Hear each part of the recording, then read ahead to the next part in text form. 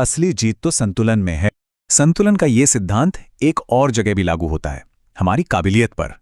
हमारी दूसरी कहानी एक जंगल के स्कूल की है, जो हमें सिखाती है कि किसी एक ही चीज में माहिर होने के क्या खतरे हो सकते हैं। देखिए, इस अनोखे स्कूल में सभी जानवरों को हर काम सीखना था। अब चिड़िया, जो उड़ने में चैंपियन थी, उसे जमीन खोदने को कहा गया। नतीजा, बेचारी की चोंच ही टूट गई। मछली, जो तैराकी की महारानी थी, उसे पेड़ पर चढ़ने को कहा गया और वो तो लगभग हाफने लगी। हर कोई अपनी एक ताकत में तो बेस्ट था, लेकिन बाकी चीजों में बुरी तरह फेल हो गया। तो फिर इस स्कूल का सबसे अच्छा छात्र कौन था? कोई स्पेशलिस्ट नहीं, बल्कि वो जिसने हर विषय में ठीक ठाक यानी औसत प्रदर्शन किया, वो ऑलराउंडर। यही तो जिंदगी की सबसे बड़ी सीख है। जिंदगी हमसे किसी एक चीज का एक्सपर्ट बनने की उम्मीद नहीं करती, बल्कि एक बैलेंस्ड ऑलराउंडर बनने की उम्मीद करती है। अच्छा, तो जब हम व्यक्तिगत जीवन में संतुलन साध लेते हैं, तो अगला कदम क्या है? अगला कदम है ये समझना कि हमारा ये संतुलन सिर्फ हमारे लिए नहीं, बल्कि पूरे समाज के लिए जरूरी है। अब हम अपनी निजी दुनिया से बाहर निकलकर अपनी सामूहिक जिम्मेदारी को समझेंगे। इस सोच के केंद्र में एक बहुत ही सुंदर भारतीय सिद्धांत है, वसुधैव कुटुंबकम। इसका मतलब सिर्फ ये नहीं है कि दुनिया एक परिवार है, बल्कि ये एक नजरिया है जो हमें मैं और मेरा की छोटी सोच से निकालकर हम और हमारा की विशालता में ले जाता है। G20 का ये आदर्श वाक्य, एक पृथ्वी, एक परिवार, एक भविष्य, इसी भावना को पूरी दुनिया के सामने रखता है। इसका मतलब है कि किसी एक देश की समस्या सिर्फ उसकी नहीं, हम सबकी समस्या है, और किसी एक की सफलता में हम सबकी सफलता छिपी है। हमारा भविष्य एक दूसरे से अटूट रूप से जुड़ा हुआ है। इसे एक बहुत ही आसान उदाहरण से समझिए।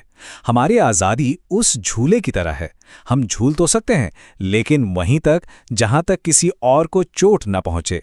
हमारी स्वतंत्रता ठीक वहीं खत्म हो जाती है जहां से किसी और की सुरक्षा शुरू होती है। हमारे हर काम का असर दूसरों पर पड़ता है, चाहे हम उसे महसूस करें या न करें। तो इसका सीधा सा मतलब ये है कि समाज में हमारा योगदान कोई ऑप्शन नहीं है, ये तो इस धरती पर रहने के लिए चुकाया जाने वाला किराया है। हम सिर्फ ले नहीं सकते, हमें अपना हिस्सा देना भी होगा। लेकिन इतनी बड़ी सामूहिक जिम्मेदारी शुरू कहां से होती है?